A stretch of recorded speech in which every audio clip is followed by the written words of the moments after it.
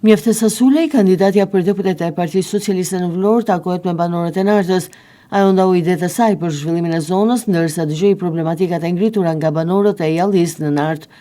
Kjo është një zonë me shumë potencial që kërkon më shumë investime, si dhe përkushtim nga qeverisja vendore dhe ajo qendrore, tha kandidatja Mjeftesa Sulej.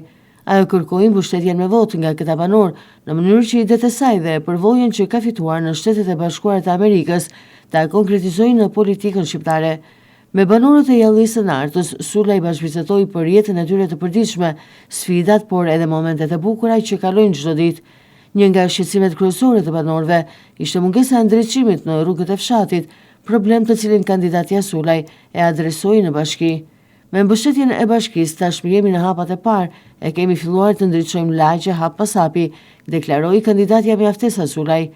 Ajo kërkoi nga këta banorë dhe nga gjithë qarku i Vlorës që të votojnë Partinë Socialiste numrin 5 si dhe emrin e saj në listën e fletës së votimit.